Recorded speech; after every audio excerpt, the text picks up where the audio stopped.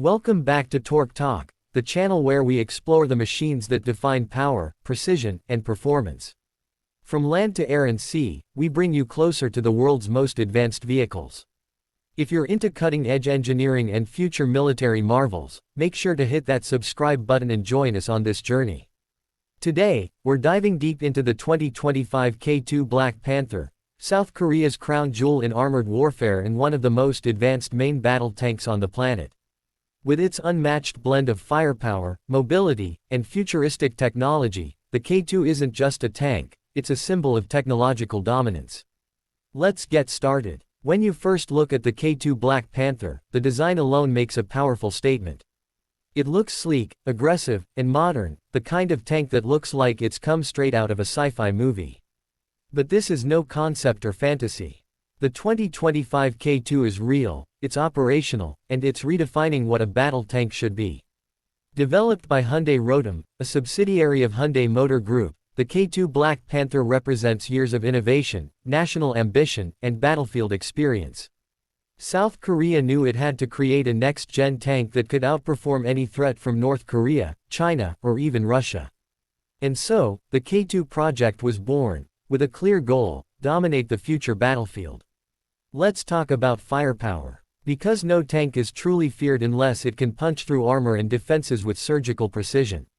The K2 Black Panther is equipped with a 120mm smoothbore gun, developed in South Korea but compatible with NATO standards. It's not just any 120mm gun. It features an autoloader, which allows the tank to fire up to 10 rounds per minute, far faster than any manually loaded tank. The autoloader is housed inside a bustle-style turret, which keeps the ammunition separate from the crew, enhancing safety. The fire control system is state-of-the-art.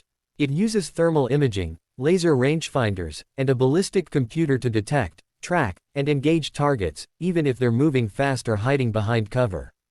And yes, it can also fire on the move, with impressive accuracy.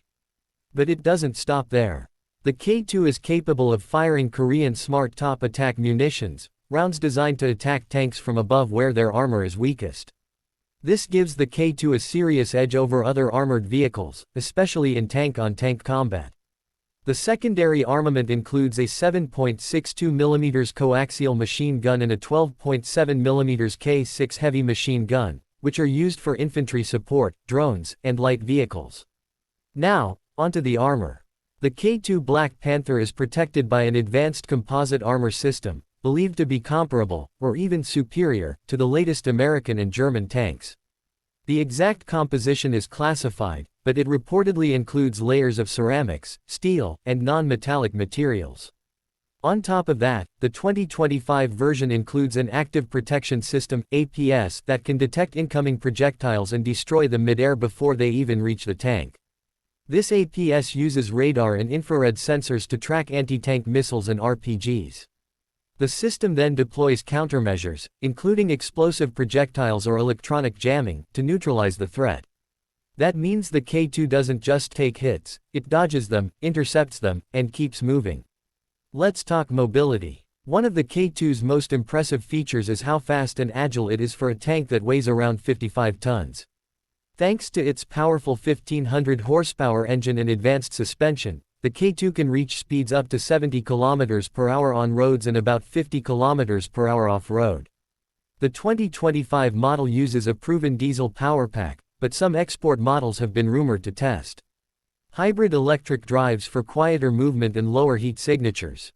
The hydropneumatic suspension is also a game changer. It allows the K2 to kneel, forward, backward, or lean to the sides, giving it better gun elevation and depression angles, especially on hilly terrain. It can also raise or lower its entire profile, which helps with cover, evasion, and aiming. What's more, the K2 can ford rivers up to 4.1 meters deep using a snorkel system and can climb 60-degree slopes, cross 2.7-meter wide trenches, and tackle nearly any terrain, from snow and sand to mountains and mud. In short, this tank doesn't just move, it dominates every surface it touches.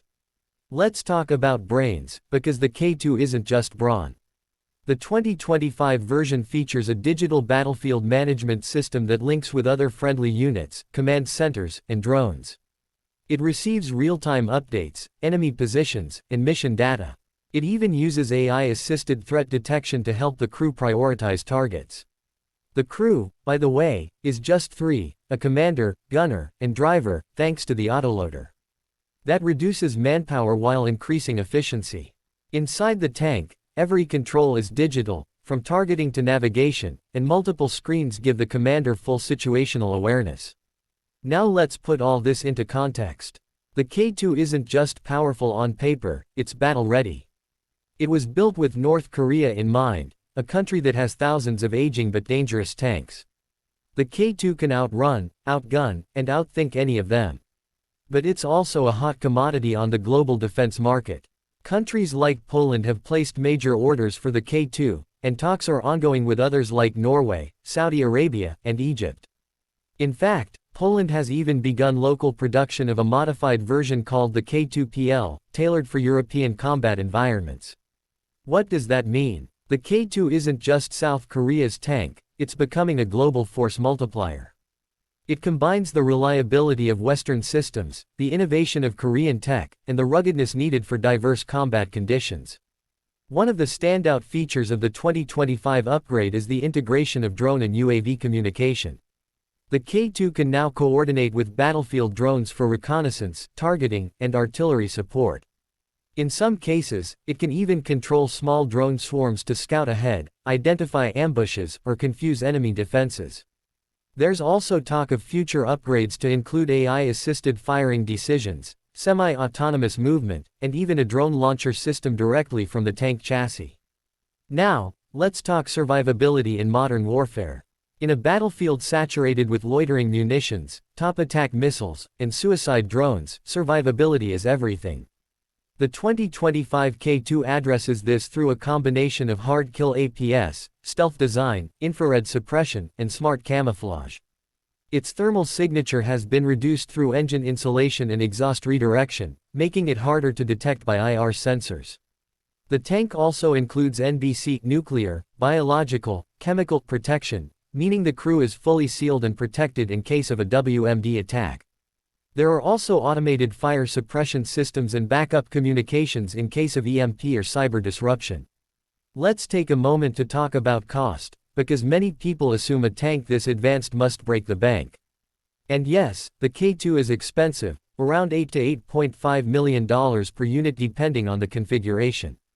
But when you consider that it's lighter than the M1A2 Abrams, more advanced than the Leopard 2A7 in some aspects, and built with export scalability in mind, the price becomes more justified. Moreover, it's modular. That means different clients can choose what systems they want, local engines, NATO-compliant components, or specialized armor packages. This flexibility is one reason why countries like Poland were eager to collaborate. It's not just a tank, it's a platform. The K2 also stands out in how it's manufactured. South Korea has invested heavily in automation, digital design tools, and robotics to ensure consistent quality and faster production. This makes scaling easier and makes the K2 one of the most efficiently produced fourth-generation tanks on the market. So how does it compare to its rivals? Against the American M1A2 Abrams, the K2 is lighter, more fuel-efficient, and includes a more advanced suspension. The Abrams still holds the edge in combat experience and heavier armor, but the K2 closes the gap with tech and mobility.